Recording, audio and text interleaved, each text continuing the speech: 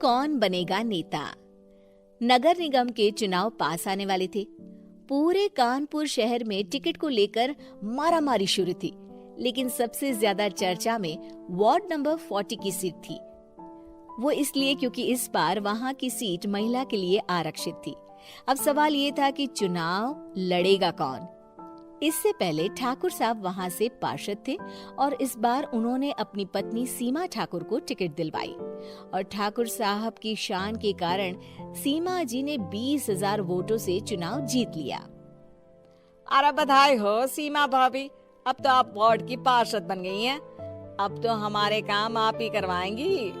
अरे ये तो सिर्फ नाम की पार्षद बनी है, वो तो महिला सीट आ गई, वरना पार्षद तो मुझे ही बनना था।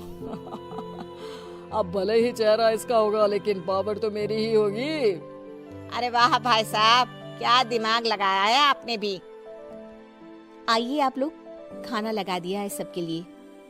सीमा जी पार्षद बन चुकी थी, फिर भी उनकी एक ना चलती। सारे काम ठाकुर साहब खुद ही संभाल लेते और जहाँ जरूरत पड़ती वहाँ सीमा जी का अंगूठा लगवा लेते। सीमा जी ज्यादा पढ़ी लिखी भी नहीं थी। एक दिन ठाकुर साहब और सीमा एक प्रोग्राम में जाते हैं। अरे ठाकुर साहब आप आ गए। ओहो, पार्षद मैडम भी आ गई हैं। स्वागत है आप दोनों का।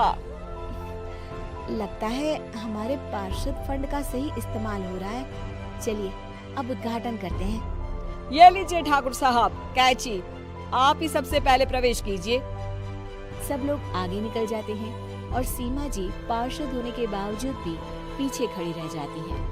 वो देखती हैं कि वेलकम बोर्ड पर उनका नाम है, लेकिन महिला होने के कारण कोई उनका सम्मान नहीं कर रहा। अगले दिन एक आदमी उनके घर आता है। अरे ठाकुर साहब नमस्कार। कल ना हम नोटिस किए कि हमारा घर तो अवैध है और नगर निगम वाले उसे तोड़ने आ रहे हैं। अरे कुछ कीजिए ना ठाकुर साहब। देखो भाई, मैं तो ज्यादा कुछ कर नहीं सकता, पर अगर तुम सबकी जेब गर्म कर दो तो कुछ हो सकता है। कुल मिलाकर 4 लाख लगेंगे। अरे 4 लाख ठाकुर साहब? अरे भाई, मैं अपने लिए नहीं मांग रहा हूँ। दरोगा है, इंजीनियर बाबू है, बड़े साहब है, सबको देना पड़ता है ना थोड़ा थोड़ा। बोलो है मंजूर? तभी वहाँ अचानक सीमा जी आ जाती हैं। अरे ये आप क्या कर रहे हैं? पहले इन्हीं लोगों से तो आपने वोट मांगे, अब इनसे ही पैसे ले रहे हो। अरे चुप रहो तुम, तुम्हारा काम है सिर्फ अंगूठा लगाना, तुम वही किया करो। मुझे दूसरे काम तुम मत सिखाओ, समझी? और तुम ना जाओ, अब पैसे लेकर आओ, वरना जेसीबी किसी भी वक्त आती होगी। सब कुछ ऐसे ही चलते रहता है।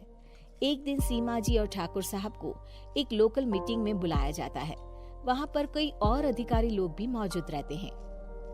अब मैं चाहूंगा कि ठाकुर साहब हमारे बीच 2 शब्द कहें। मेरे प्यारे भाइयों और बहनों, आज मेरा सौभाग्य है कि मैं आप सबकी सेवा दिन रात कर पा रहा हूँ। आपने मेरी पत्नी को भारी मतों से जिताया है, इसलिए मैं आप सभी का शुक्रगुजार हूँ। मैं आप सबसे वादा करता हूँ कि हमेशा की तरह हमारे वार्ड में किसी को कोई तकलीफ नहीं आने दूंगा। सभी लोग तालियां बजाने लगते हैं। अब मैं माननीय पार्षद मैडम को स्टेज पे बुलाना चाहूंगा। अपने नाम को बुलाया सुनकर सीमा जी एकदम चौंक जाती है। उन्हें बिल्कुल उम्मीद नहीं थी कि इतनी बड़ी जगह उन्हें मंच पर बुलाया जाएगा। जैसे तैसे वो मंच पर चढ़ती हैं। ऊपर जाते ही सीमा जी को सारी पुरानी बातें याद आ जाती हैं कि किस तरह उनके पति उन्हें कभी भी आगे बढ़ने नहीं देते और उनके नाम से गलत काम करते हैं। वो बोलने लगती हैं, मैं आपके वार्ड की पार्षद सीमा हूँ।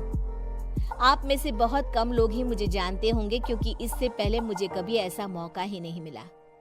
सारे मौके मेरे पार्षद पति यानी आपके ठाकुर साहब ही लेते रहे, लेकिन आज ये मौका मुझे मिला है तो मैं इसे ऐसे ही नहीं जाने दूंगी। मैं आपको ये बताना चाहती हूँ कि आपके ठाकुर साहब मेरे नाम की आड़ में गैर कानूनी काम करते हैं, जिस पर अंगूठों के निशान मेरे होते थे। इसीलिए मैं अपनी गलती मानती हूँ और आज अपने पद से इस्तीफा देती हूँ, ताकि आगे से कोई गलत काम ना हो पाए। अब फैसला आप सबके हाथ में है कि आप हमें क्या सजा देना चाहते हैं। सीमा जी की बातें सुनकर ठाकुर साहब के चेहरे का रंग उड़ जाता है और वो शर्म से मुंह नीचा करके वहां से चले जाते हैं और पद से इस्तीफा देकर ही सही सीमा जी अपने आप में आत्मविश्वास महसूस करती हैं।